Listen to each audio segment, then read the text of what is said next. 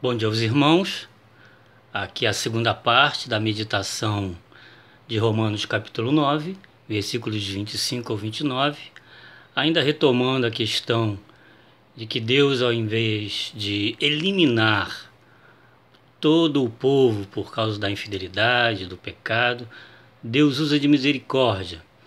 E retomando ainda um pedaço da profecia de Oséias, o professor Isidoro Mazzarulo, pós-doc em documentos do Antigo e do Novo Testamento, falando especificamente aqui da carta aos Romanos, remontando aí, retomando a profecia, ele fala que Deus, nessa perspectiva de fundamentação histórica na carta aos Romanos, usa de misericórdia. E nessa perspectiva, o julgamento, então, não é para eliminação, é de aprendizado, de reconstrução, de misericórdia. Então Deus leva o povo de Israel, já que é a profecia de Oséias, um pouco antes ali da queda do Reino do Norte, do Reino de Israel para a Síria. Então Deus leva o povo para quebrantamento e misericórdia ali para o cativeiro assírio, em 722 a.C. E a segunda metáfora é Deus levando o povo cativo para a Babilônia em 586. O reino do sul, o reino de Judá, é derrotado e é levado para o cativeiro babilônico. No fundo, Deus preservando o povo de Israel e o povo de Judá, ou seja, os descendentes de Abraão, Isaque e Jacó, não tomando assim a justiça da eliminação, apesar da infidelidade. E essa misericórdia não significa que Deus está aliviando para os descendentes de Abraão, não. Pelo contrário, está ensinando definitivamente que não é porque são descendentes de Abraão, são chamados povo de Israel, povo escolhido de Deus, que devem continuar na infidelidade, no pecado, em promoção de injustiças e maldades assim em relação ao próximo. E a segunda parte é aqui a menção que Paulo faz à profecia de Isaías, também na profecia de Jeremias.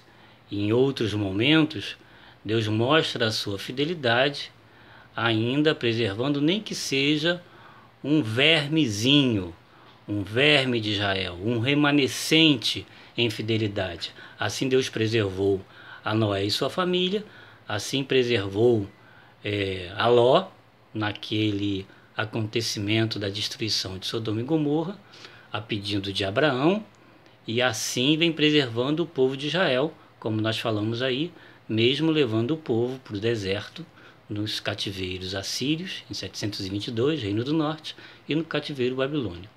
E nessa profecia de Israel, o livro aqui do professor Mazzarulo diz o seguinte: essa dispersão reúne, no fundo, apesar da derrota, o povo reúne em quebrantamento e humildade.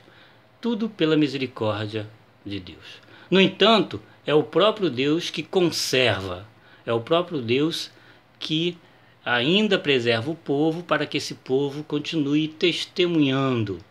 Por isso, a profecia de Isaías dizendo que Deus vai conservando um vermezinho, um resto vivo, mesmo que seja ou que sejam assim descendentes de um povo numeroso. O fato de serem muitos descendentes de Abraão não significa que a preservação dá direito a todos que continuam assim infiéis a Deus. A infidelidade realmente ela leva a Deus a peneirar o povo e achar alguém reto, justo e que continua fiel ao seu nome, aos seus mandamentos, à sua vontade, à perspectiva de continuar a proclamação do Evangelho pregando, profetizando o Evangelho da salvação, mas com atos, com gestos justos, promovendo o bem-estar de todos, que é próprio de um caráter cristão, ou seja, as atitudes compatíveis com aquilo que a gente prega. Desta forma, Isaías fala que ainda que sejam mais numerosos do que as areias do mar, só uns poucos são salvos, ou seja, os remanescentes, os que continuam fiéis, aqueles que são os vermezinho, aqueles que Deus olha no meio de tanto pecado, de tanta injustiça, e encontra fidelidade, encontra retidão. É uma profecia de Oséias e de Isaías que Deus deixa bem claro. Não é porque eu separei como povo que vocês devem continuar no mal, no pecado, na desobediência, na infidelidade. Então, Deus abre a perspectiva de levar o seu nome, o seu amor e a sua salvação para toda a humanidade, nos alcançando. Mas ainda hoje, a exortação é a mesma.